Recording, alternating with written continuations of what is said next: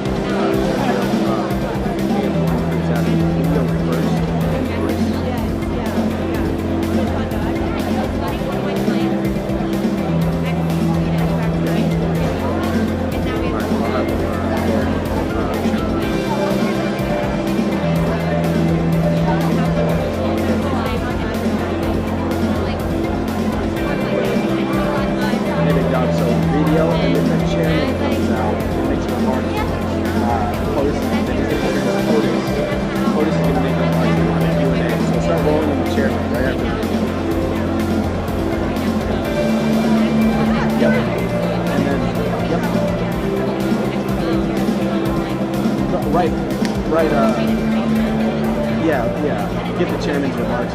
Well, I mean, I guess you're AF1, right? So just when the chairman announces POTUS, how it rolls. Yeah, cool. All right,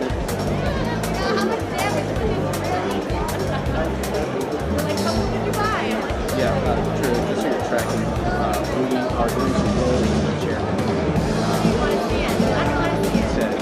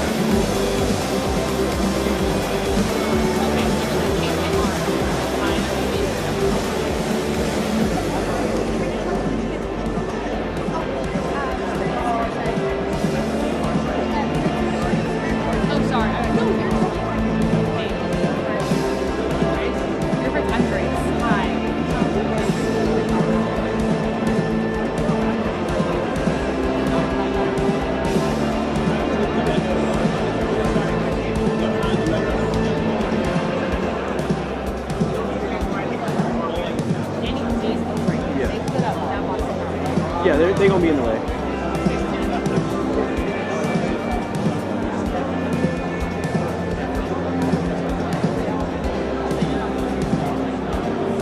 The staff told them don't stand. I'll just reiterate it again, but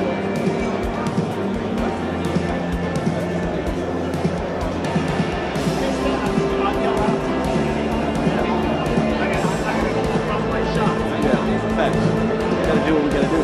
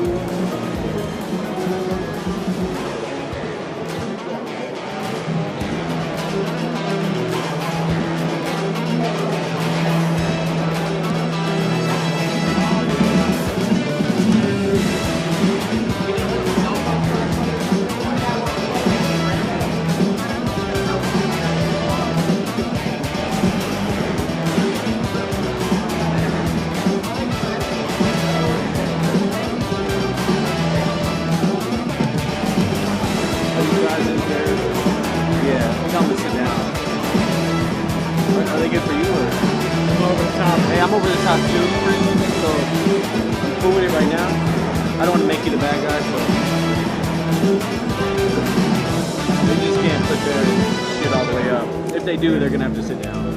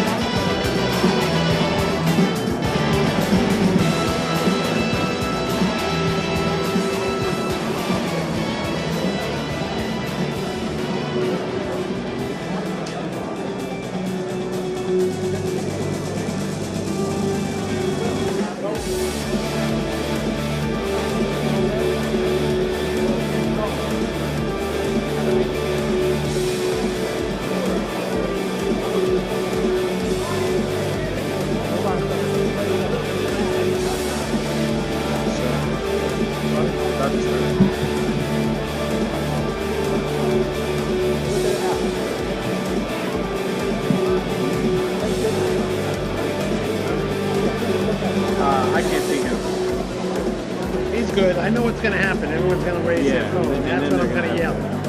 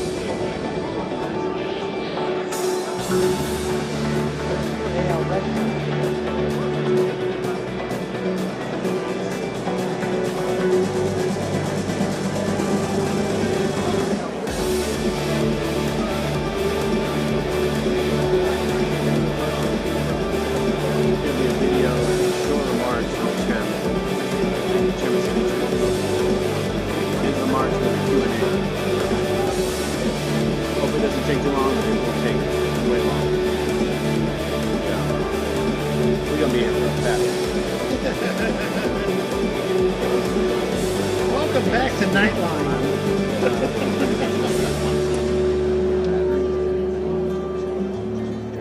Here we go. Poor guy. If not, no worries. That's it.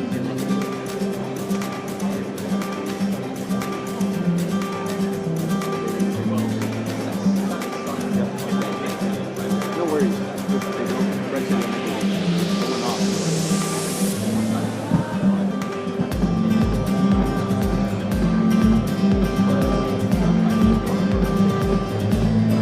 Hey, calm.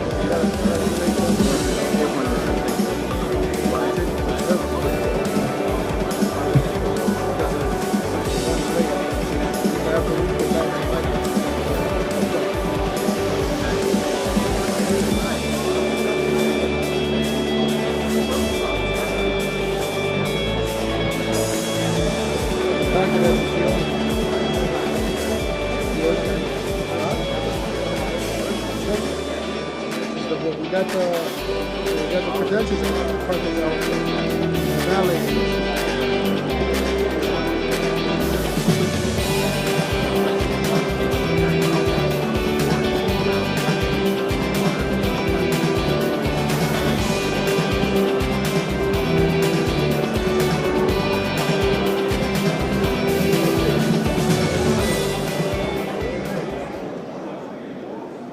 Embark on a transformative journey where innovation meets purpose. Our world is a complicated web of interconnections, geopolitical shifts, technological breakthroughs, and social transformations. As we navigate global complexities, we find pathways to resilience and sustainable growth. Artificial intelligence is redefining industries and reimagining the future. From robotics to data-driven solutions, AI is not just a tool, it's a revolution in motion.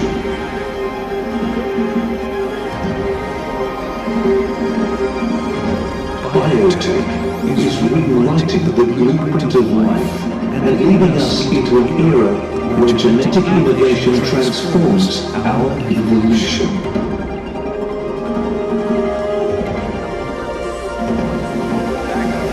Sport is more than competition.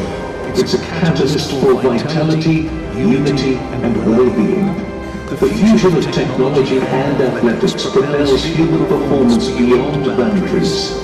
From F1 tracks to soccer fields, innovation drives a bold new chapter in sportsmanship.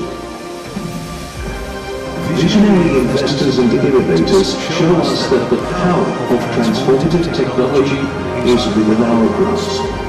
Innovation is blossoming, and with it comes a surge of investments, planting the seeds of tomorrow's breakthroughs.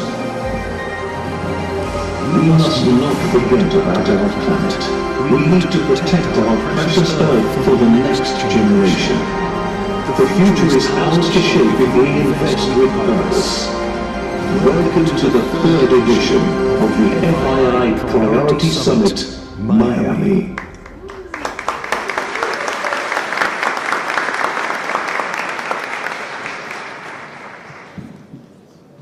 Good afternoon. Your Royal Highnesses, Your Excellencies, ladies and gentlemen, dear friends, welcome to the 3rd edition of the FII Priority Summit in Miami. This year, we are starting with an exceptional stage. It is my distinct honor to introduce a man who is the 45th and 47th President of the United States of America. This man is a visionary business person, a media icon, and a political leader, of course. His impact on the global stage has been profound. From transforming the real estate industry to reshaping economic and foreign policy, his leadership continues to spark dialogue and drive change. At the Future Investment Initiative Institute, we are committed to shaping a brighter, more sustainable future by fostering innovation and global collaboration. These are principles that align with the President's bold approach to leadership and economic growth. Please, ladies and gentlemen, join me in welcoming 45th and 47th President of the United States, Donald J. Trump.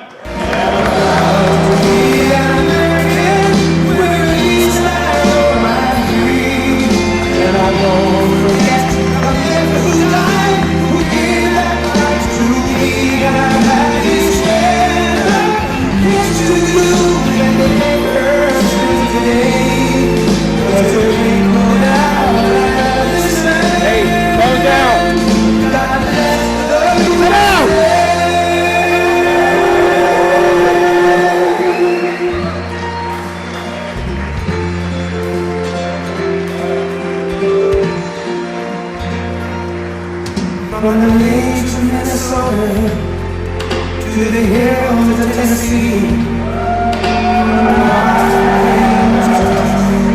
I'm sea to shining sea, Detroit down to Houston, and here to LA.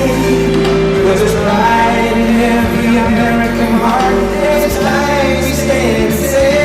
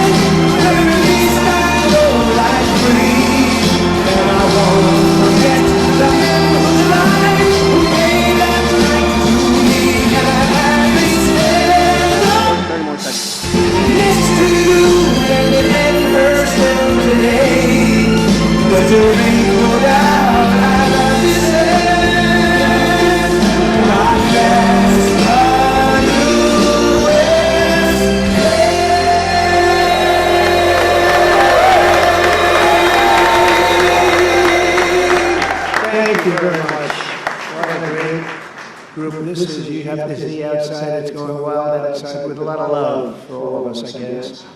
But thank you, Richard, for the introduction, and thank you to all for such a warm welcome. It's great to be back in beautiful Miami, where I've actually built a lot of great buildings with the Desert family and some others. We've had tremendous success in Miami. We have Trump Towers and Sunny Isles Beach. It's 4 beautiful buildings right on the ocean. The Trump Grande, put the little E in the end for a little, class it up a little bit. Trump Grande and the 700-acre Doral.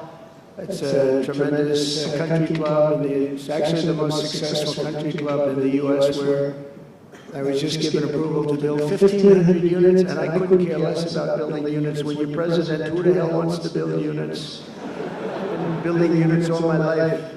I don't want to build units, but they gave us permission to do it. But today is a tremendous honor. Become the first American president to address the Future Investment Initiative Institute. That's the first one. That's very, it's always nice.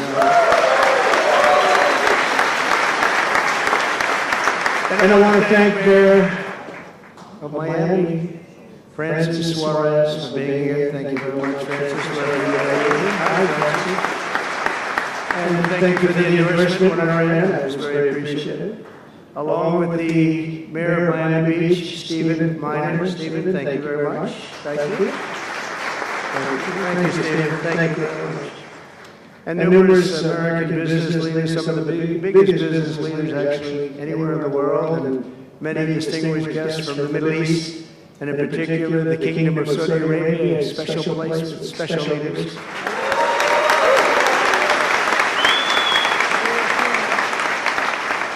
And including FII Institute Chairman and Governor of the Public Investment Fund, which is a seriously big fund.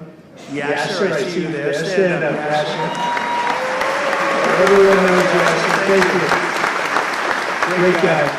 Great person. And Finance, Minister Mohammed, thank you very much. Thank you, Rick. Thank you very much.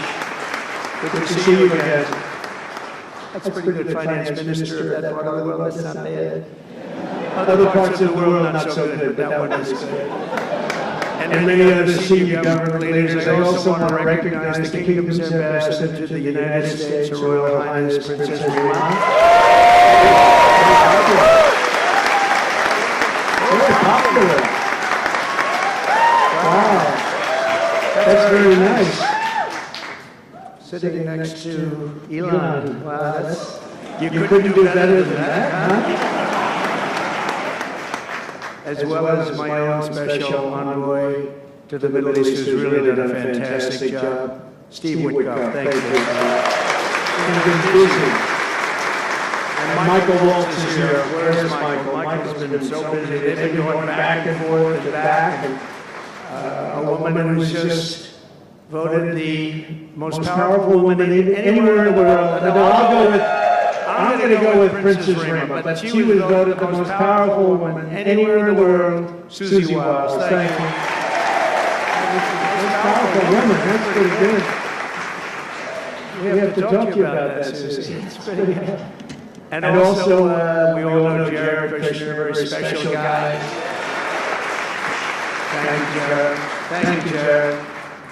And Elon Musk. He's been making it in the news lately, hasn't he? Very positive. Stand up, Elon. He's a great guy.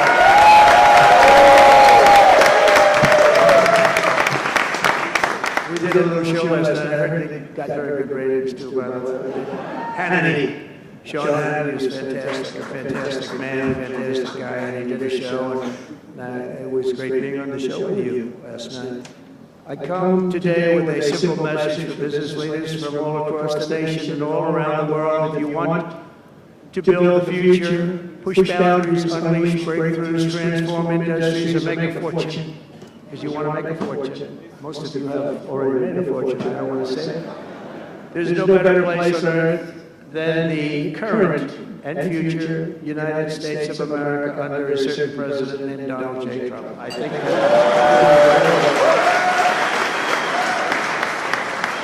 they're saying that November 5th, Election Day, 2024 will go down as one of the most important days in the history of our country. said in 129 years, the most consequential election. I don't know if they're right about that or not, but it sounds good. I wanted to see if I could get a couple of more years stacked on, but I figured the fight wasn't really worth it. 129 is a lot. And as of January 20th, 2025, the dark days of high taxes, crushing regulations, rampant inflation, flagrant corruption, government weaponization, oh, I know about weaponization, and total incompetence will be gone forever. Will be gone forever. Because the United States is back and open for business, and the golden age of America has officially begun. You see it happening. Since my election, America's economic engines have come roaring back to life in just a very short period of time. Think of it, from November 5th, the progress that's been made has been amazing. The NASDAQ is up nearly 10% in just a few months, and that's a lot. The Dow Jones Industrial Average is up 2,200 points, and Bitcoin has set multiple all-time record highs because everyone knows that I'm committed to making America the crypto capital. We want to stay at the forefront of everything. One of them is crypto, and Miami seems to be the center of the action, come to think of it, and maybe it'll stay there. Business optimism skyrocketed 42 points. Think of that in a single month, the most in history by far. That's the biggest increase in history by not even close. The ISM index of manufacturing activity surged into positive territory for the first time in many years. Amazing. And it was just announced, this is an interesting one, I didn't realize it was that bad for so long, but it was just announced by one of the nation's most historically accurate and respected pollsters, Rasmussen, that the number of Americans who believe our country is on the right track now exceeds those who think it's heading in the wrong direction for the first time in 20 years. Can you believe that? 20 years. And this is really a seismic 27-point swing from just before the election. Nobody's ever seen anything like that one, yes, sir. I want to tell you. That's a big one. The best and most successful business leaders on earth are now racing to invest in the United States. Since November, DMAC has announced plans to invest $40 billion in the U.S., creating at least 10,000 jobs. SoftBank has announced investments of between $100 and $200 billion, creating at least 100,000 American jobs. Oracle and OpenAI and SoftBank are now collectively committing $500 billion to keep the United States on the cutting edge of artificial intelligence, and so many more. I mean, so many companies that want to come to the White House and have a little news conference all the time. I said, why don't you just announce it? But they want to come, and I'll do that. I don't mind doing that. I say anytime they want to go 10 million or more, I'm there. 10 million or more. But on his recent visit to the White House, the Prime Minister of Japan announced he anticipates Japanese investment in the United States of well over $1 trillion, and we're working on an Alaska pipeline already, which is the closest point to Asia. And as you know, the ANWR, which we've started, Ronald Reagan couldn't get it approved, nobody could get it approved for so many years, couldn't get it approved, I got it approved, actually I got it approved twice, I got it approved and Biden ended it. That was a shocker, but we just got it approved again. And we're going to be, it's probably the largest deposit maybe anywhere in the world, just by itself. It's, they say, of similar size to Saudi Arabia, so we hope that's correct. But all of this is only happening because of the world-changing results of the 2024 election. We won the House, we won the Senate, the White House, and the Electoral College, and the popular vote in a landslide. We also won all 7 swing states, and all 50 states shifted in the Republican direction for the first time ever. So every state, every single state of the 50 states shifted Republican. It's never happened before. Either way, it's never happened. And 85% of counties voted for Trump. Think of that. So you have 2,600 counties versus 525. 2,600. Think of that. That's why when you look at the election map after it was all done, the certified map, the whole thing was red. 2,600 versus 500. It's a big deal. Nobody's seen anything like it, actually. So as a result of this very historic victory, investors from all over the planet once again have confidence in America's future and respect for America's leaders. And it's about time we get a little respect. The last administration was the worst and most incompetent in the history of our country, but we are moving quickly to fix every single disaster Joe Biden created and make America stronger and more prosperous than ever before.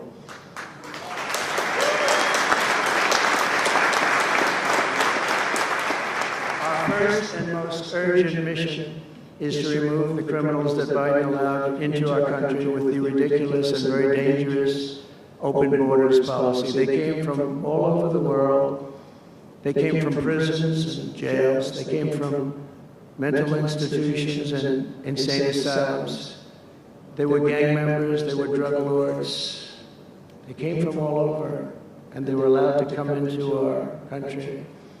And we're getting them out in record levels, just like they came in record levels. I want to thank Tom Homan and Christie, who was just she's doing a fantastic job, Governor of South Dakota, and Tom Homan, you know, they are doing a fantastic job, and the results are incredible. And every country is taking them back. They're sending their criminals to us, and they're all taking them back. We had a little problem with a couple of them that ended very quickly.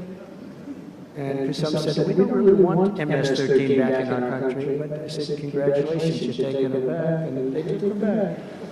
And by the way, Europe and other places ought to start also doing that. They better start looking at immigration, because it's really hurting Europe very, very badly. And they better get smart and they better get tough before it's too late.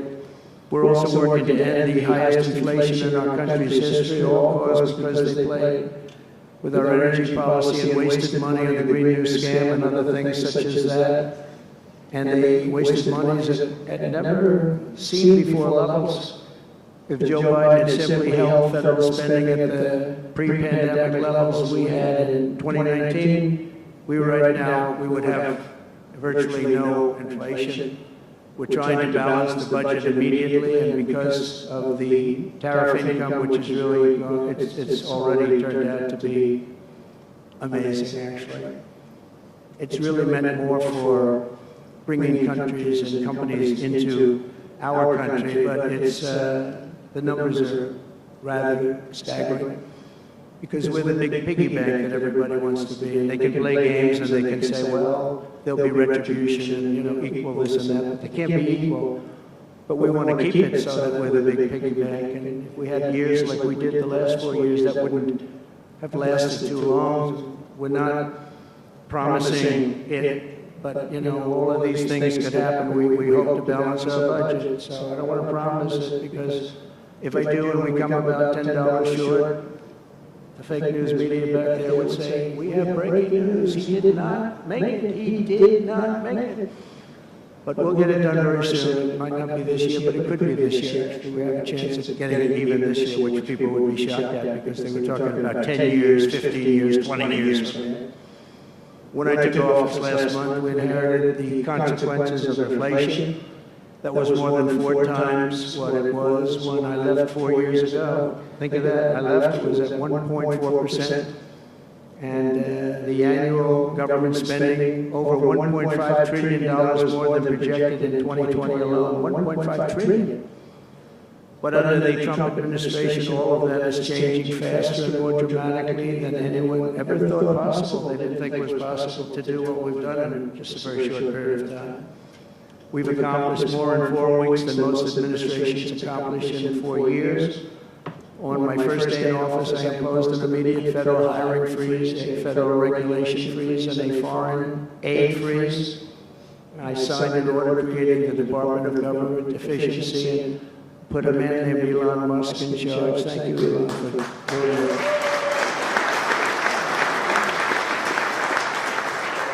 He's doing a great job. You could have seen him last night. He's really, you know, he's a very committed person. He's a very serious person. and these are very high IQ people. You know, I like high IQ people. Not all have to be, but you know, it'd be nice to have some people up there that he's a seriously high IQ individual. Now, he's got his faults also, I will tell you that. But not too many of them, which is now really waging war on government waste, fraud, and abuse. And they're curbing inflation and saving taxpayers billions and billions of dollars every single day. And there's even under consideration a new concept where we give 20% of the Doge savings to American citizens and 20% goes to paying down debt, because the numbers are incredible, Elon. So many billions of dollars, billions, hundreds of billions, and we're thinking about giving 20% back to the American citizens and 20% down to pay back debt and pay down debt, which is, if you look at value, if it were a real estate balance sheet, the debt is tiny, but we still want to pay it down. Doesn't matter. We don't look at it as a piece of real estate. It's America. We're going to get it down through intelligence, hard work, and as Elon said, a word called caring. You have to care. By doing this, Americans will tell us where there's waste. They'll be reporting it themselves. They participate in the process of saving money. So many of the men and women in this room, as an example, they pay tremendous amounts of taxes. And here are just a few examples of where your money was going before I came along. These are just some of the, just taken at random. Oh, there are much worse examples than this. I was just looking at them before the speech, and I can tell you they were much worse. And there are some that are horrible, but I don't want to really say them because they're very, very embarrassing to people. Very, very embarrassing. And they're really something, but you'll be seeing it and you will be reading about it. But just some taken at random, $2 million for sex change operations in Guatemala, $20 million for Sesame Street performances in Iraq. $20 million, that's a lot of money. You know, I know what it costs to do those things. You get a cast over for $50,000, give them a couple of bucks tip, that's it, not $20 million. $20 million, that's Gone with the Wind on steroids.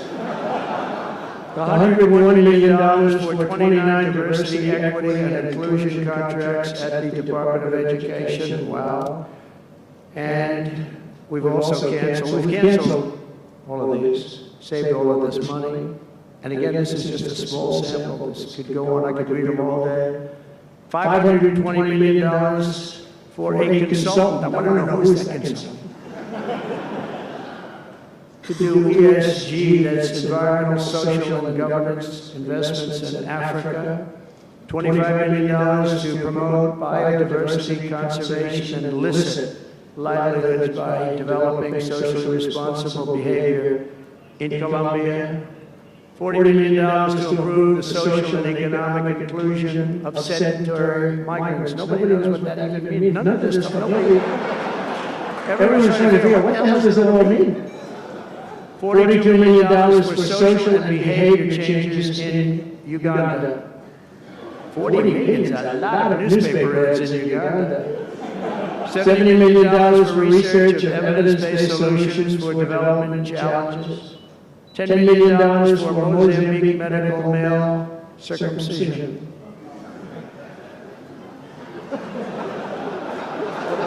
What does that mean? $2.3 million for strengthening independent voices in Cambodia. $14 million for improving public procurement in Serbia. $486 million to the Consortium for Elections and Political Process Strengthening, including $22 million for inclusion and inclusive participatory political process in Moldova. And $21 million for voter turnout in India. What do we need to spend $21 million for voter turnout in India? Wow, $21 million. I guess they were trying to get somebody else elected. Why we ought to tell the Indian government, because when we hear that Russia spent about $2 in our country, it was a big deal. Right? They took some internet ads for $2,000. This is a total breakthrough. $21 million for India elections. $29 million to strengthen the political landscape in Bangladesh. $20 million for fiscal federalism and $19 million in addition to the $21 million for biodiversity conversion in Nepal, $1.5 million for voter confidence in Liberia. We need voter confidence too when you read this list. $14 million for social cohesion in Mali, $2.5 million for inclusive democracies in South Africa, $47 million for improving learning outcomes in Asia. Asia's doing very well. We don't need to give them money. And then another program, $50 million plus another $50 million for condoms for Hamas. You know, $100 million for condoms. Condoms. Does everybody know what a condom is? For Hamas. $100 million. And these are just some, I could read this list all day long, I just don't want to bore you. But these are just some, and not nearly as bad as others. And some are just, I just don't want to say them because they're too incendiary. We're also finding tremendous abuse, waste, and fraud in Social Security. Social Security is what's happening there is going to be one of the great potential scandals in history. On the program, there are over 4.7 million Social Security numbers for people from 100 years old to 109. Think of that. Now, over 100, there are a lot of people that make it. Hopefully, most of the people in this room will make it. But historically, you don't have thousands and thousands of people. But listen to this, 3.6 million people are on Social Security rolls from the age of 110 years old to 119. Do you think there are really that many? Those people are seriously old. But it gets worse. 3.47 million. 3.47 million people are on Social Security from the age of 120 years old to 129 years old.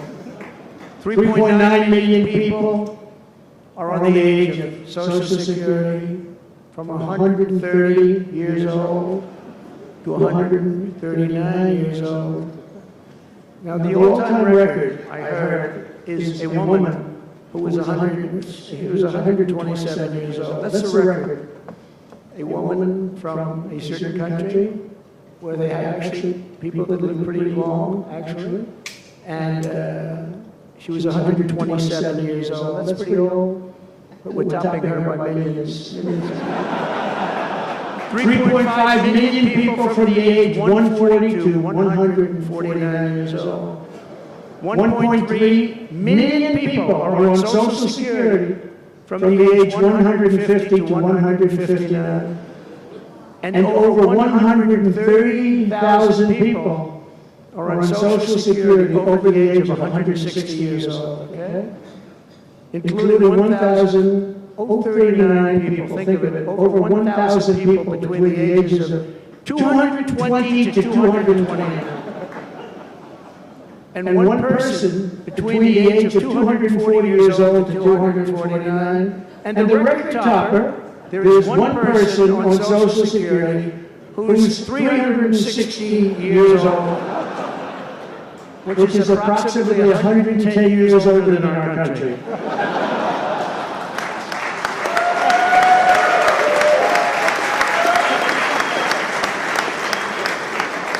What we're trying to find out, and what we will find out, is are people being paid from all of these, you know, somebody pocketing 10,000 here, 10,000 there, what's going on? So we'll find that out pretty easily because we have a lot of computer geniuses. I said to Elon, who are these people that are doing this, the Doge people?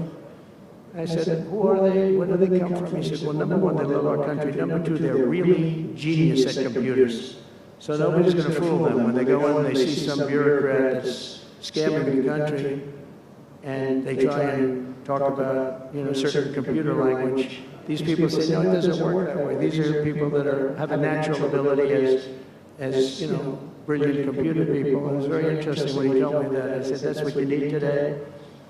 But all of these scams have now been terminated. In addition, over the past month, we have effectively eliminated the U.S. Agency for International Development, which was funding much of this lunacy.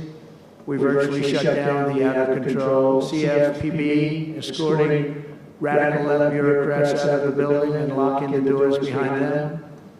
What they were doing was so terrible. Where they were spending the money was so terrible. What we haven't looked at yet, but will be, is does the money come back to them? Because nobody can be stupid like that.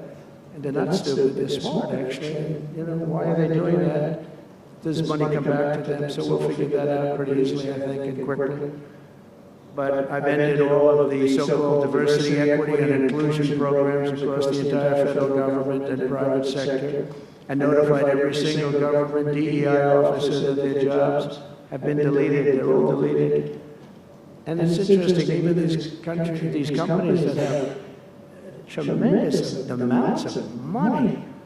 A number of them just announced, Walmart, if you can believe it, they just announced that they're stopping. And, you know, these companies are running off like $220 million. How can you spend that much money no matter what you're doing? If you're teaching something, you're going to have an instructor, you're going to talk, you're going to give them a book. Please read the book. You know, then you find they spent $225 million on that. What's going on?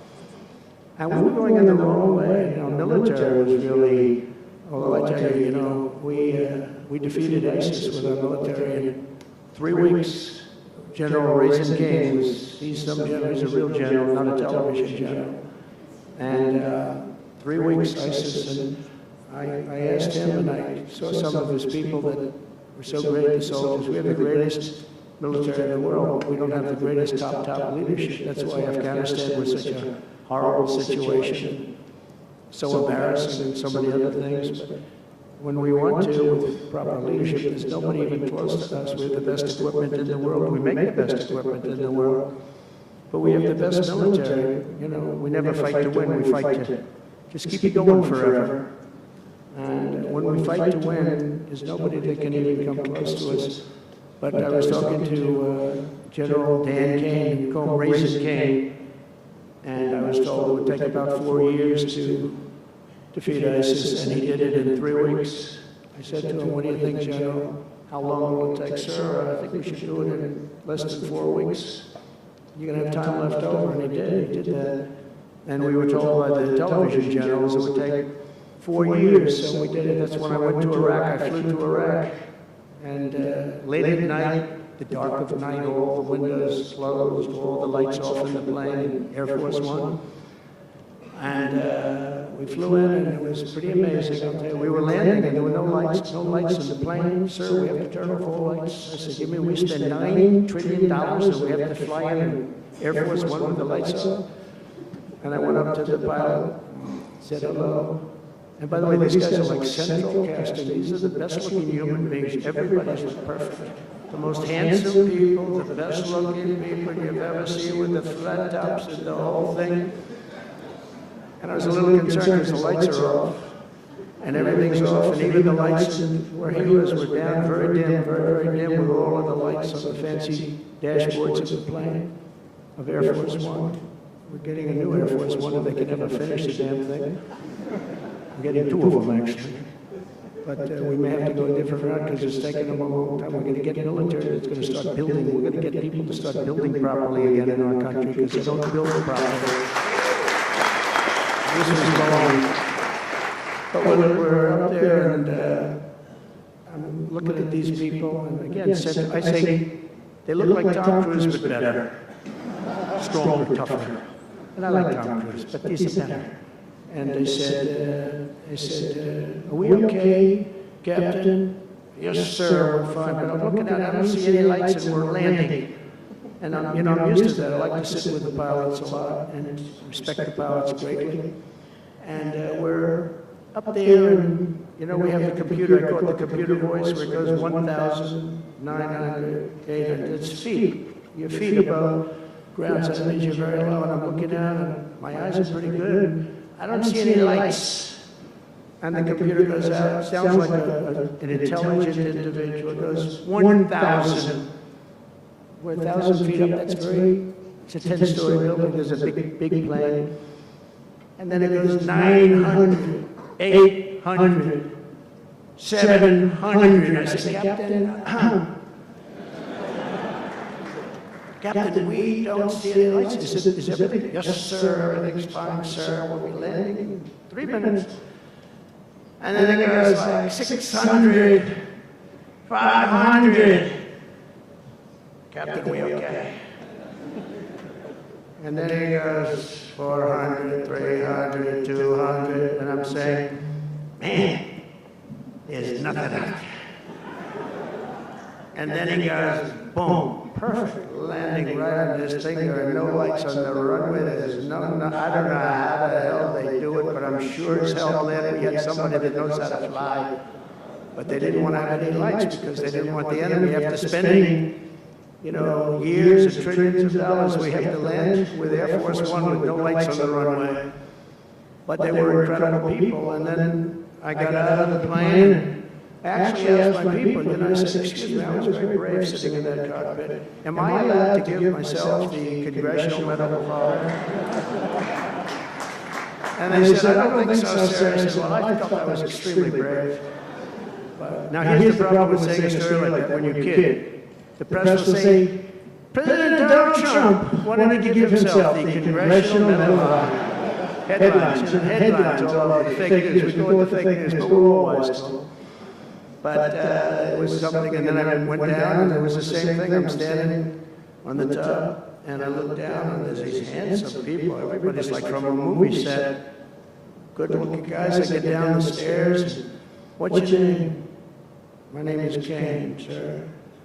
What's your first name? They call me Raisin. They say, wait a minute, your name is Raisin Kane? I love you. I've been looking for you for 5 years. You are. This is what I want. And there was a general next to him, there was a colonel, there was a drill sergeant, a master sergeant. They were all like people. I could make a movie right now. I'd have the best looking people ever.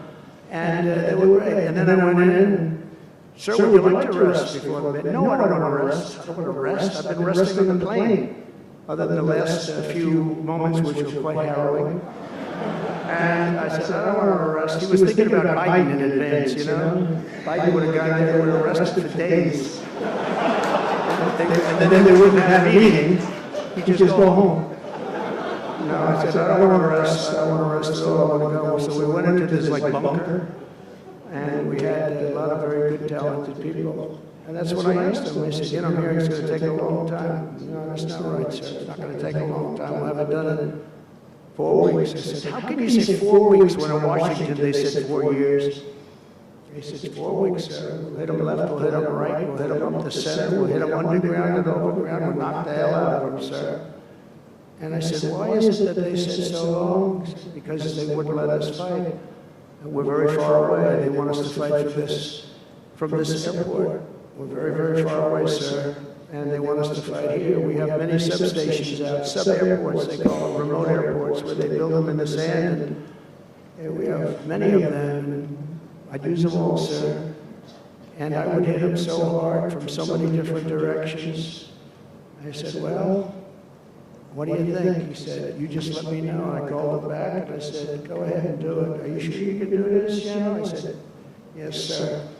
And he did it actually in 3 weeks. It was over 100% of people that are really hurting the Middle East, hurting the world. And it was done. And we have the greatest military in the world, but you have to use the right people. But there's nothing like what they were able to do in that case and in other cases wherever I gave them something. It was done incredibly well. And you know many of the instances because it's been well reported. But we've also required, we have a country that's a great country, it's a strong country, but it's a country that's just now gaining its respect back to the levels that it should have never lost. We were being laughed at by the entire world, but we're not being laughed at anymore. But we've also required that all federal employees must once again show up to work. This is a new phenomenon, you know, since COVID. Show up to work in person like the rest of us. I mean, it doesn't work when you don't show up. And I see companies now are all going back to it. They're all going back. It's great. I watch some of the big business leaders saying we absolutely are going back. You can't work at home. They're not working. They're playing tennis, they're playing golf, or they have other jobs. But they're not working, or they're certainly not working hard. You could never build a company or a country with that. So we have a very strong policy, and if they don't show up to work, they get fired. And we're trying to make our government smaller but much stronger. and we have tremendous bureaucracy, but it's happening. A lot of people are leaving, and in some cases leaving with pretty good offers. You know, you paid 7 or 8 months and go out and find a job. Some of these people had jobs. They were actually working for us, but they also had other jobs. And those people, in theory, they had problems. I don't know if we're going to do anything about that. So we have other things to do, but they were working other jobs instead of working for us. So they were staying home working, but they were working other jobs, getting paid a lot of money, perhaps. We offered deferred resignation buyouts to all federal workers, resulting in more than 75,000 bureaucrats voluntarily surrendering their taxpayer-funded jobs. A lot of them are leaving because they don't want to be caught having a second job. Some are leaving because they didn't want to be in government any longer. And some are leaving because they didn't want to show up to work. They wanted to work outside of an office. And that's never going to work for anybody, including companies. Companies ought to get smart. You watch these companies where they do that, they start going mad. Nobody knows what's wrong with this company. We'll try getting the people back into the office where they can be cohesive and together. In less than a single month, the Department of Government Efficiency has already saved over 55, this is just a short period of time, $55 billion. And we're just getting started. That's nothing compared to the numbers that we're talking about. We're ending trillions of dollars in waste. It'll mean much lower inflation, lower interest rates, lower payments on mortgages, credit cards, car loans, and much higher stock markets. I think the stock market's going to be great. In other words, we will rapidly grow our economy by dramatically shrinking the federal government, and we have to do it. I'm also taking fast action to end the radical nation-wrecking crusade against oil and natural gas. Over the past 4 years, the Biden administration cut the number of new oil leases and gas leases by 95%. They slowed new pipeline. I mean, look at the Dakota Access, they wanted that one knocked out. The Keystone Pipeline, they wanted that one knocked out. They ended the Keystone. We got the Dakota Access done, but it wasn't easy after they tried to stop it. They slowed new oil and gas pipeline construction to virtually a halt. They shut down 38% of active oil and gas rigs in the United States, but they let the wind turbines go round and round and round. The wind doesn't blow, they got problems. They kill all the birds, they ruin the sightlines, they ruin the plains and the beautiful areas of our country, including the oceans, the lakes. They closed more than 50 power plants, all causing energy prices to skyrocket. You saw that happen. That's what caused inflation, pretty easy. These policies were so disruptive that despite draining nearly 40% of U.S. strategic petroleum reserve, meant for emergencies, it was meant for emergencies. It wasn't meant for getting the price of gasoline down so that you can win an election. It didn't work for winning the election. Actually, there's so many people that are driving that it's a very small number. It just had a very small effect, but in the meantime, it takes it down. Now it's at the, we'll fill it up fast, but it's at the lowest level. When we made the transition, it was at the lowest level in history, ever recorded, the lowest level. Nobody's ever seen it that way. They put it all out because they thought they could keep gasoline prices down a little bit, just go past the election, and after that, they didn't care. And it didn't work because they didn't get elected, I got elected. But the price of gasoline still rose over 35%, and in some cases, at some periods, it was 100% and 125% during certain periods of time. Under the Trump administration, we have implemented a very different plan. You probably heard of it. It's called Drill, Baby, Drill. And we're doing that. The world runs on low-cost energy, and energy-producing nations like us have nothing to apologize for. We have more energy than any other nation in the world, and we're going to use it. And we're going to use it on AI plants. I was telling some of the people that came in that, they're very interested. Everybody's talking about AI. I hope you're right. I don't know, who knows.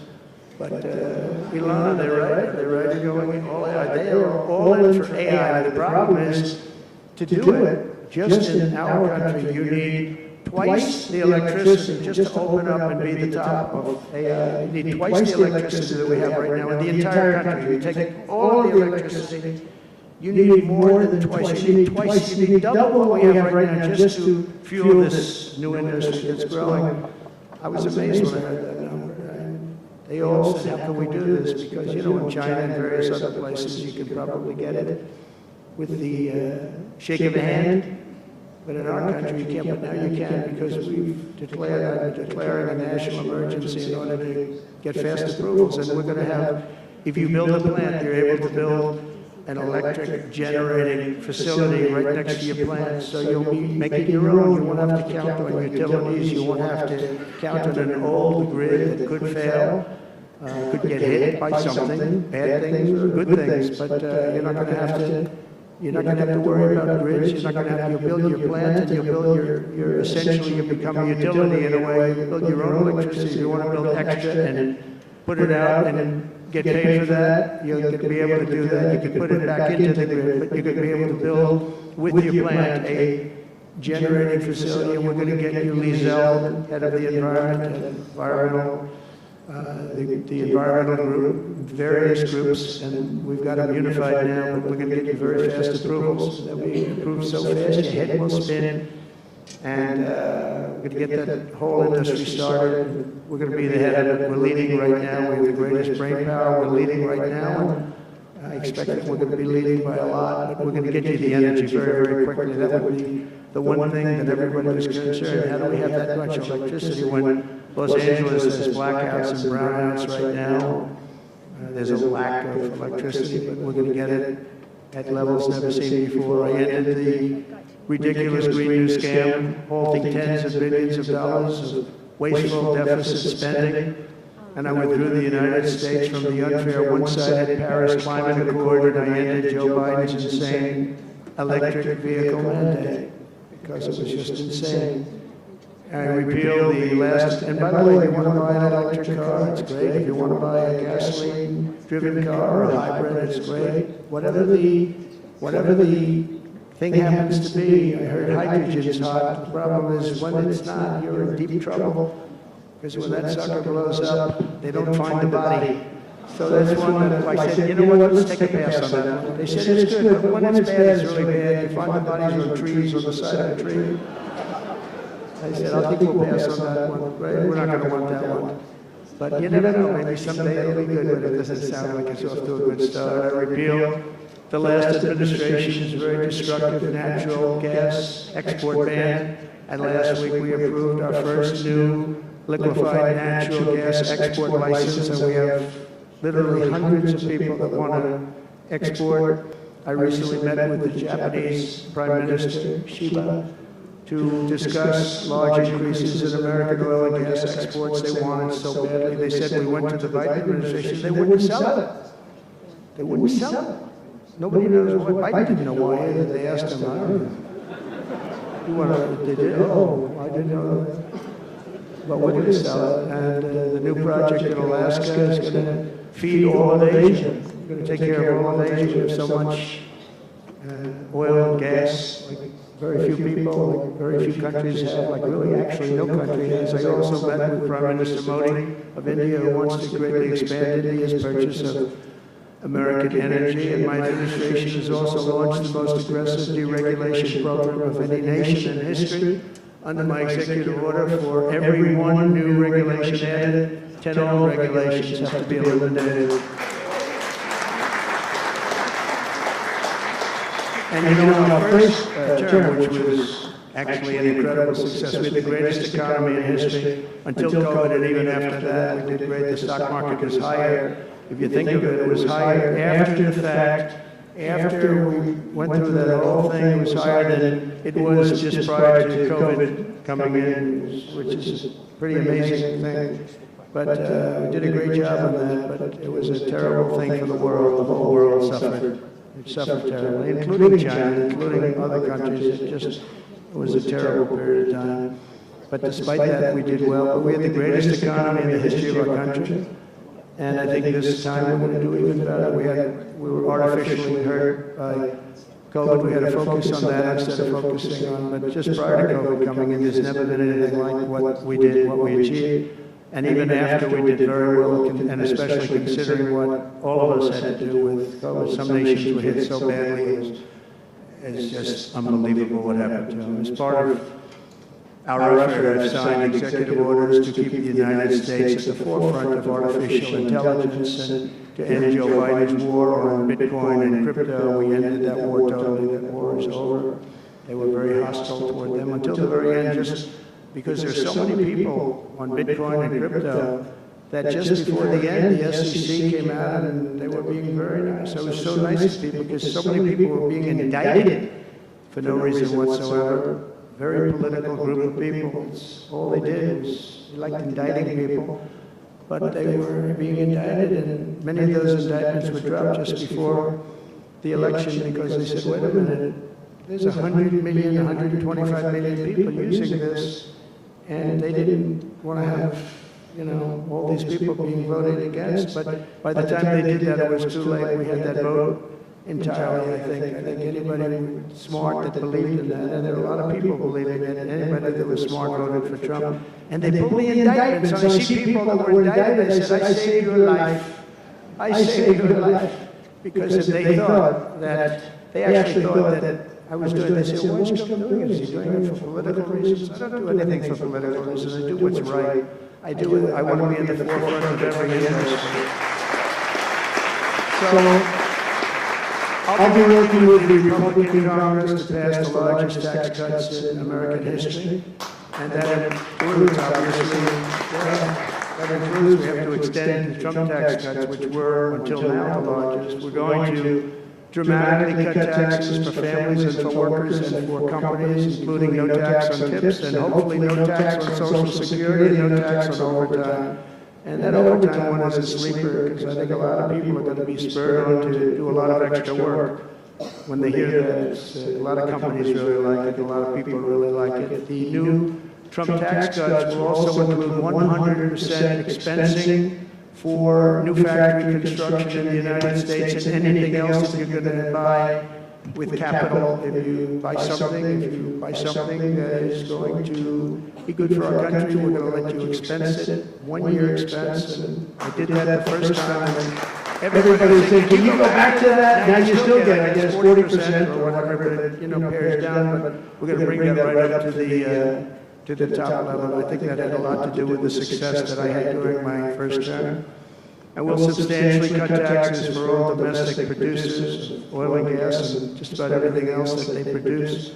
In my first term, I brought the business tax down from around 40% to 21%, which everybody said was an impossible thing to do. I cut it from 40 to 50. It actually was state said it was much higher than 40. I got it down to 21%, and now I'm bringing it down to a goal of 15%, but only if you make your product in America. In other words, you're going to be at 21%, but if you make your product in America, you're going to go from 21 to 15. If you don't, you're going to be 21%, which is still lower than anything. So guys like Elon are going to come and make these great cars in the United States. So a lot of people will, a lot of car companies are calling. They called me, three of the majors. They called and they said, we're looking all over the place. We want to be there.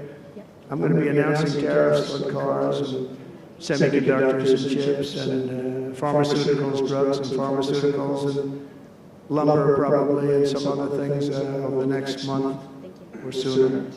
And it's going to have a big impact on America. We're bringing our businesses back. If they don't make their product in America, then they very simply they have to pay a tariff. But if they do make their product in America, they don't have to pay any tariff, which will bring. It's all going to bring trillions of dollars into our treasury, or it's going to mean that there won't be any taxes because we want to have a fair base. If they don't have it, we don't have it. If they don't pay, if they don't charge us, we don't charge them. It's pretty simple. The Republican Party is once again the party of common sense. We're a party of common sense. We want strong borders. We don't want men playing in women's sports. We don't want to have transgender for everybody. We're the party of common sense. That's how we won the election in such a big manner. We'll no longer allow other countries to ransack and plunder our nation. That's why I have announced that we will soon begin imposing reciprocal tariffs on any country that engages in unfair and unequal trading practices. If they tariff us, as I said, we will tariff them at the exact same rate. So if a certain country, because some of these countries, even countries that I've already mentioned, are extremely aggressive with tariffs. Nobody knows that. European Union, they have a VAT tax. It's devastating. It's very tough for people on the outside. Hard to sell cars. It's really impossible to sell them because they also have non-monetary tariffs that are very, very tough. But if you take a look at that, it's a very unfair situation. And the VAT tax is similar to the tariff. Around the world, I'm moving quickly to end wars, settle conflicts, and restore the planet to peace. I want peace, and I don't want to see everybody being killed. And you take a look at the death in the Middle East and the death that's taking place between Russia and Ukraine. It's been going on, and we're going to end it. There's no profit for anyone in having World War III, and you're not so far away from it. I'll tell you right now, you're not so far away. If we would have had this administration for another year, you would have been in World War III, and now it's not going to happen. In the Middle East, I've restored my policy of maximum pressure on Iran, designed to bring peace. And we designated the Houthis a terrorist organization, you know, destroying shipping lanes all over the place, making it very hard for people to get their product delivered, making it very difficult. We'll take care of that situation. And we've secured a ceasefire in Gaza. We're bringing in the hostages, and we're bringing them home to their families. Some of them are in pretty bad shape, I have to tell you. To end the horrible war in Ukraine, I've spoken with President Putin and President Zelensky, and our teams began negotiations this week in Saudi Arabia. I want to thank Saudi Arabia for that. That was so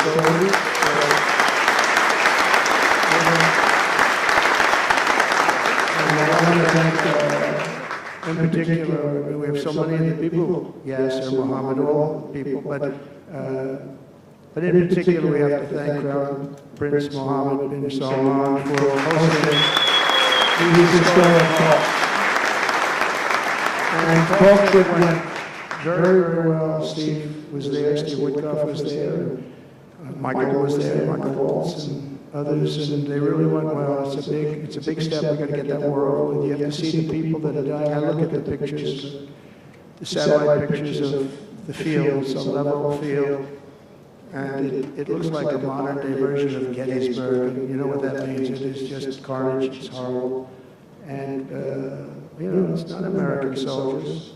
It's not even soldiers from the Middle East in the case of Ukraine, Russia, but it's people. It's young people from Russia and Ukraine mostly that are just being decimated. It's flat fields. And a bullet goes, and a bullet only stops when it hits somebody. And the level of people being killed in that battle, soldiers, young soldiers, in some cases old soldiers, because they're running out of people, they're running out of soldiers, one case. But think of it, a modestly successful comedian. President Zelensky talked the United States of America into spending $350 billion to go into a war that basically couldn't be won, that never had to start and never would have started when I was president, not even a chance. And it didn't start for 4 years, never would have started. But a war that he, without the U.S. and Trump, will never be able to settle. They'll never settle that war without our involvement. That's why they did such a great job this weekend. That's why Saudi Arabia did such a great job this weekend in hosting. The United States has spent $200 billion more than Europe, and Europe's money is guaranteed. They get their money back. It's a form of loan. Nobody knows that. I know that. I said, why isn't somebody saying, you know, we do it the same way? And we spend much more money. We have to equalize. But while the United States gets nothing back, so they get their money back. It's a loan. We just give our money. And we had a deal based on rare earth and things, but they broke that deal. But they broke it 2 years ago. We had a deal because they said, we're spending $350 billion, and Europe gets their money back in the form of a loan, and we don't. We're just giving the money hand over fist. That's the Biden administration for you. But they're no longer dealing with the same United States as they were dealing with a few months ago. Why didn't crooked Joe Biden demand equalization, and that this war is far more important to Europe than it is to us, and that is a very big, beautiful ocean, a separation. This is, you know, we're helping Europe, we're trying to help Europe. On top of this, Zelensky admits that half of the money that we sent them is missing. They don't know where the money is. He said, well, we don't know where half of it is. That's great, wonderful. He refuses to have elections, slow, and the real Ukrainian polls, I mean, how can you be high with every city is being demolished? It's hard to be. Somebody said, oh, no, his polls are good. Give me a break. Every city is being demolished. They look like a demolition site, every single one of them. And the only thing he was really good at was playing Joe Biden like a fiddle. He played him like a fiddle. That's an expression we use, yes, sir, to say that he's pretty easy, pretty easy. A dictator without elections. Zelensky better move faster. He's not going to have a country left. Gotta move fast. That war's going in the wrong direction. In the meantime, we're successfully negotiating an end to the war with Russia. Something I'll admit that only Trump is going to be able to do in the Trump administration. We're going to be able to do it. I think Putin even admitted that. Biden never tried. Europe has failed to bring peace, and Zelensky probably wants to, maybe he wants to keep the gravy train going. I don't know what's the problem, but he hasn't been able. He's very upset that he wasn't invited. He could have come if he wanted to, but that he wasn't invited to Saudi Arabia. But he's been working for 3 years. There's never been even meetings or phone calls to stop this war. It's a horrible thing.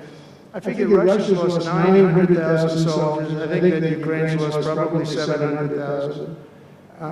And it's a terrible thing. You'll see bodies and body parts all over the field, all over. We see them through, very accurately through satellites.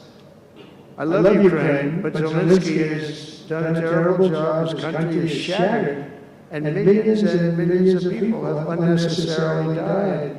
And you can't bring a war to an end if you don't talk to both sides. You've got to talk. They haven't been talking for 3 years. So we hope to see a ceasefire soon and to reestablish stability in Europe and the Middle East.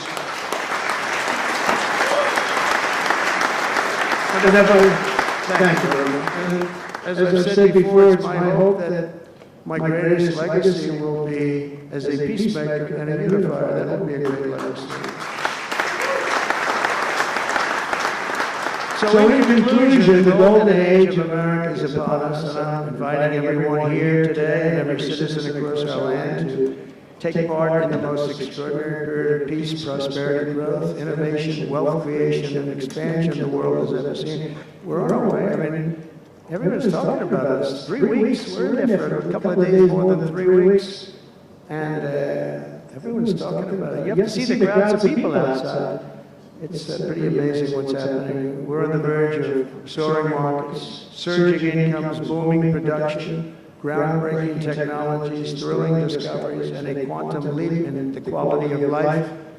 Absolutely a quantum leap. One day very soon our country will have the greatest economy in the history of the world because we once again have a president who puts America first, and we put America first, and your country should put your country first. But in the end, we want America first, and when it's all beautiful, which is going to be pretty soon, we want to help other countries, and you want to help other countries. But, you know, I tell your leaders, and some of the leaders are in this room right now, you've got to put your country first, whether it's Saudi Arabia, whether it's something else, you've got to put your country first, but we're going to have plenty left over to help others also. As long as you invest in America, build in America, and hire in America, that means that I'm fighting for you. I'm fighting very hard for you. Together we're going to make the United States of America bigger, better, bolder, richer, and greater than ever before. It's going to be stronger than ever before. We're going to be a peacemaker, a peacekeeper. We're going to stop people from these stupid, never-ending wars. We're not going to partake in them ourselves, but we'll be stronger and more powerful than anybody by far. And if it ever came to war, there is nobody that will be able to come close to us, but we don't think that's going to ever happen. So I want to thank you all very much. It's a great honor to be here, and I think somebody said they're going to ask questions, and I didn't say, gee, what other questions like Biden does. I say, just ask, it doesn't matter. You ask a question and I give an answer. So I think, Richard, you're going to come up and you're going to give me some questions. Thank you. Thank you. Thank you very much, Mr. President. We round of applause for President of the United States of America. Thank you.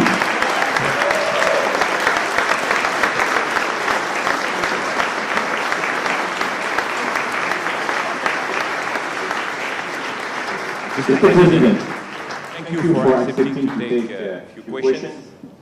20 years ago, I don't know if you will remember, we were under the same roof in Orlando when you were delivering an amazing speech in front of 3,000 sales reps, giving them the best advice to be successful. So, what is the best piece of advice that you have ever received? Well, I think it was watching my father. You know, my father was a very hard worker, and he just worked hard. And he was very smart. He had good genetics. His brother was the longest-serving professor in the history of MIT, Dr. John Trump. And my father was every bit as smart. But my father had to work. He was older, and he put his brother through school. In fact, he once said, "Boy, I put him through so much school." He had 3 different degrees. And they asked him to stay on at MIT, but my father was the same ilk. And I noticed that my father was a happy man. And what he did is he worked. He just worked all the time. He worked. And he loved it. And really, I think the best piece of advice I got from that is you have to love what you do. And if you love what you do, you're going to have a happy life. If you don't, I mean, I see so many people, they're in businesses that they don't want to be in.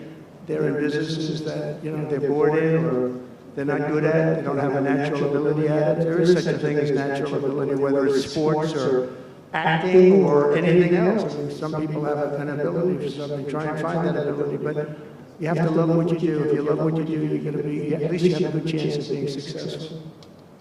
Mr. President, it's almost time for an early dinner.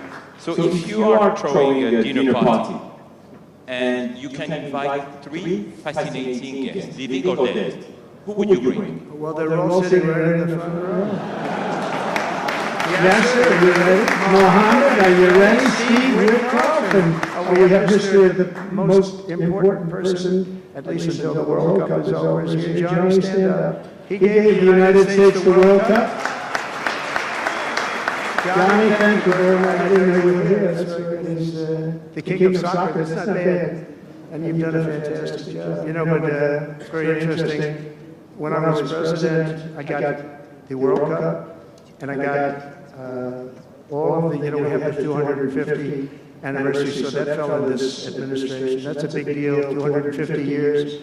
But we have all of these things happening, and I also got the Olympics. And I was called by the mayor of Los Angeles, "Sir, would you call up the Olympic Committee, because it was at that time President Obama will not take their phone call, and we're going to get the Olympics in Los Angeles." And by the way, they've recommitted to Los Angeles at a level that, you know, I was very worried about that.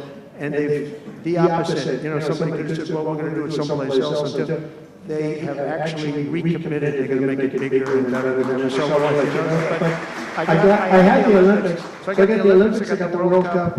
And I said, and the 250, but that one I didn't get. But it was there, it was in this term. And I ran an election, and we did fantastic in 2016. We did much better. Millions and millions, tens of millions, but millions and millions of votes better. And bad things happened, and I didn't get that one. And I said, you know, when I originally signed the Olympics, I said, I won't be able to even be president, and I got the Olympics, because if I didn't, when I spoke with the people, the organizing committee and the people in different parts of the world, they asked me to do it because the president wouldn't do it. I was president-elect, and I gave them a talk. I couldn't get them off the phone. They were starving for love.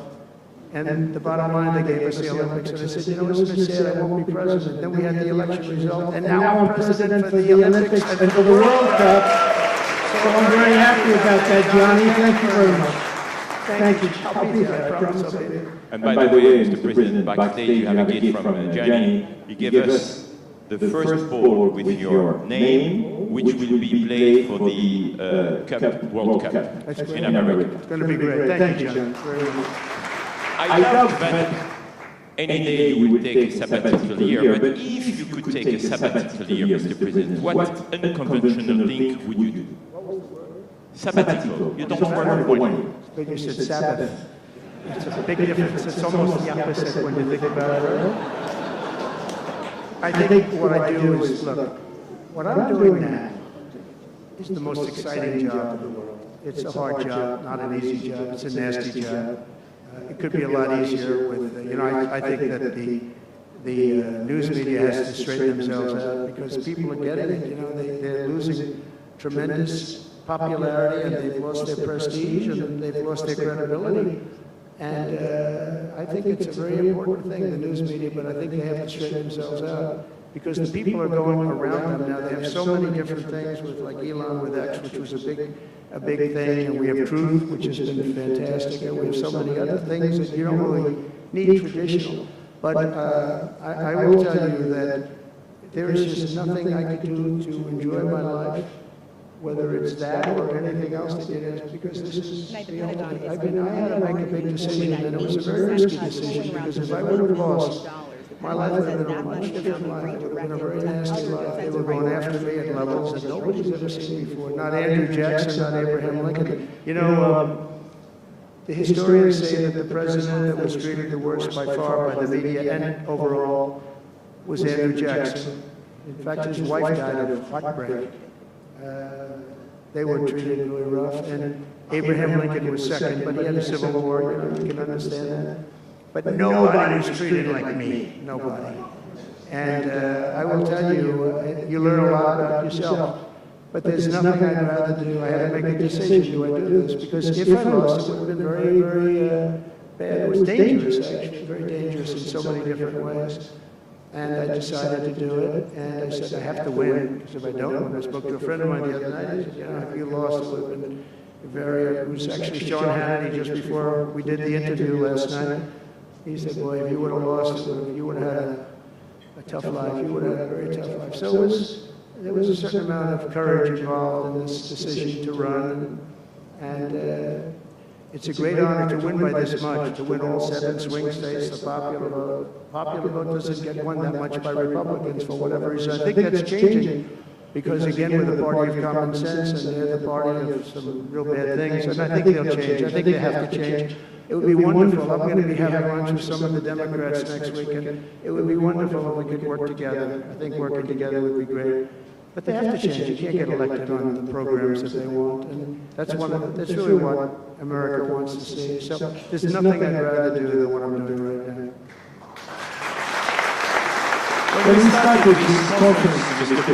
started this conference, yesterday, His Royal Highness the Conference told us I want that to be the place where people will come to understand where to invest in terms of geographies and sector.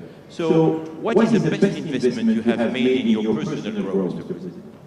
Well, I was involved in real estate for most of my life, and guys like Witkoff will tell you I was really good at it, and I was successful at it, very successful at it.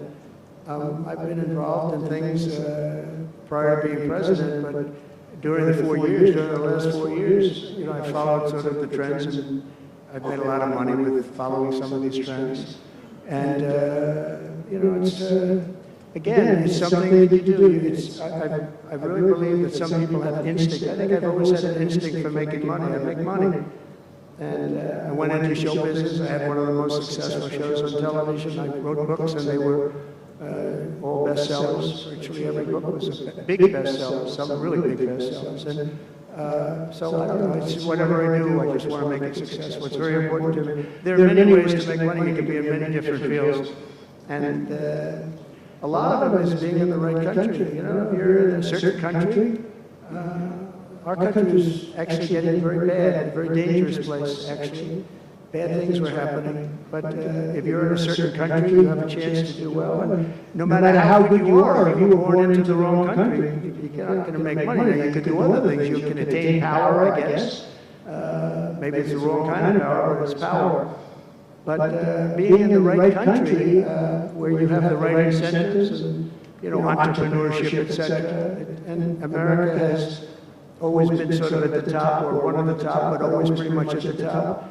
But it was losing that position, and I think losing it rapidly. This last administration, look, I don't want to be, I wish I could say, I wouldn't have run. If I thought Biden was doing a good job, if I thought they were, I wouldn't have run. Because as I said, it was very dangerous to run in a lot of ways. In fact, my ear will show that. When you look at it close, my ear, I had that throbbing feeling every once in a while, but it was dangerous in a lot of different ways. But he was so bad that I had no choice but to do it. If I thought he was doing a great job, I wouldn't have run, and I would be very happy I actually wanted him to do a good job. I was saying, do this, do that. I'm telling them, do things. They should have done what I said.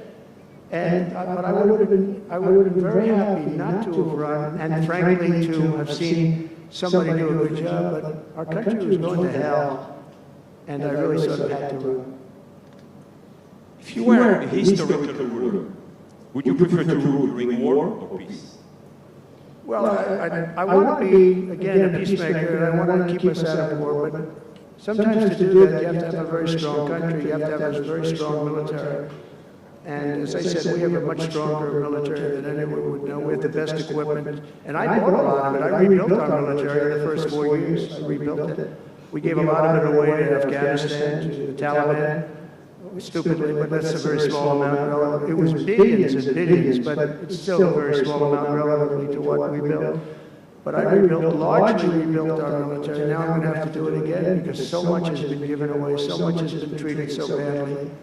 But to keep peace, you really have. I have a thing: strength through, and I mean it. You really have it. You have strength, and you need the strength, but it's really peace through strength because without the strength, it's going to be very hard to have peace because you're going to be taken over, bad things are going to happen. So you really want to have peace through strength, and that's where I've done it. Having strength, having power in that sense to protect yourself and your people is a very important thing. Hopefully you don't have to use that power. I will tell you, I was dealing with President Putin very successfully on denuclearization. We were talking about it very seriously, and then COVID came and lots of things came, and we had also talked to China about it. Now, Russia and us have the biggest nuclear by far.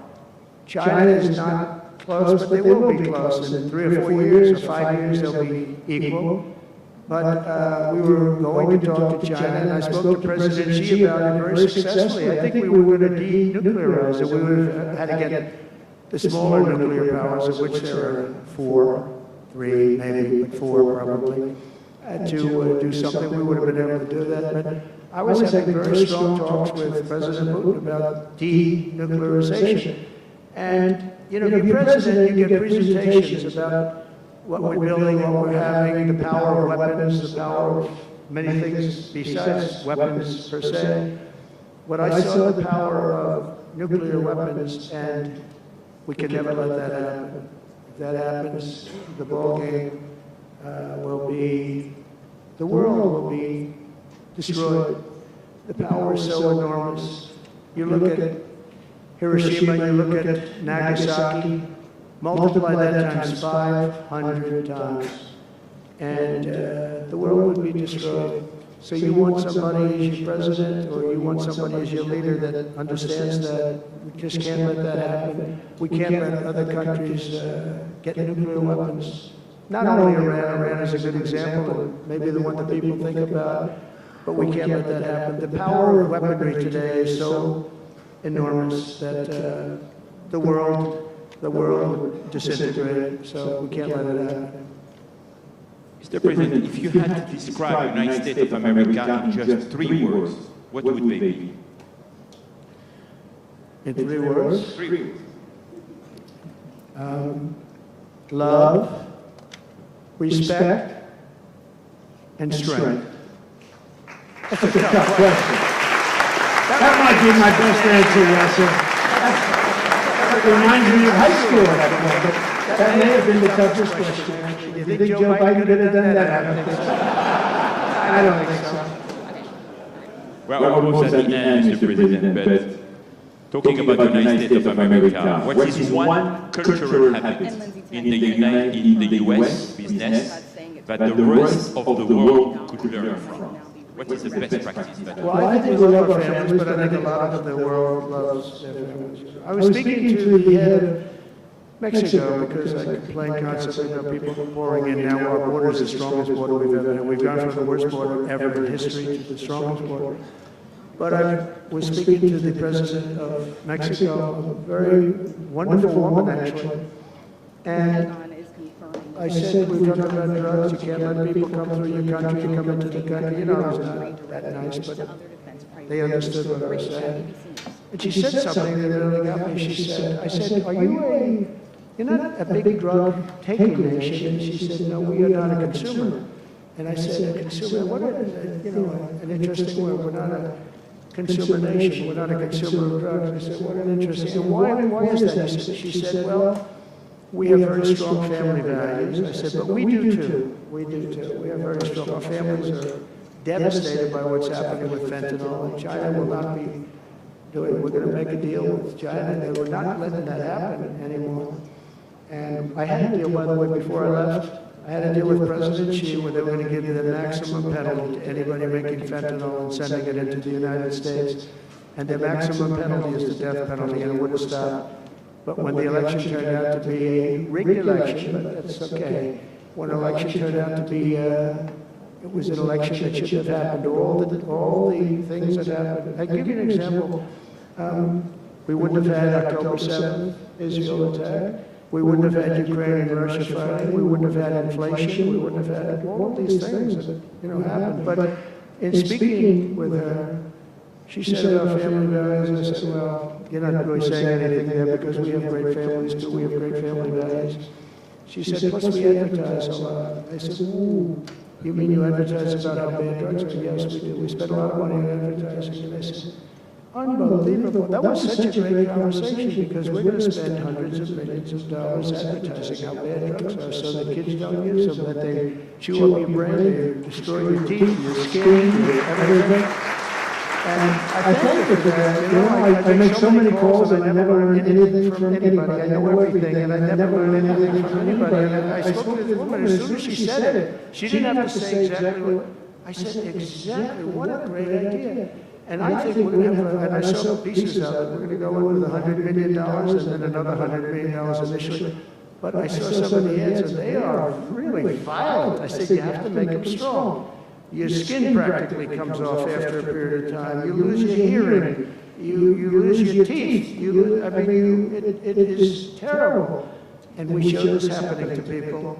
And I think we're going to, you know, we did very well with, we had blue ribbon committees headed up by the First Lady of the United States and a lot of other people that, you know, they have no idea the viciousness of these cartels and these people. And they're smart. I mean, they're very smart, tough people, making a fortune, by the way, an absolute fortune. But we got it down 18%, which was a record. But 18% is not great when you think about it. I think we could get it down 50 or 55 or maybe even 60% with advertising. So she really gave me something. I was going to call her and tell her that she did, but now I don't have to call her because she's going to be seeing this right now. So to the President of Mexico, thank you very much, I appreciate it. But we're going to do a great advertising campaign saying how bad it is, how drugs are so bad for you. My last question, Mr. President. You have mentioned briefly in your speech about the legacy. What would you like your legacy to be, if you can tell us more about it? That I came into a country that was great, but is in trouble. And I made America great again, and I got it out of trouble, and people respect America now, and we were a country of peace, and we brought peace to the rest of the world. Thank you. Thank you very much, Mr. President. Thank you very much, everyone.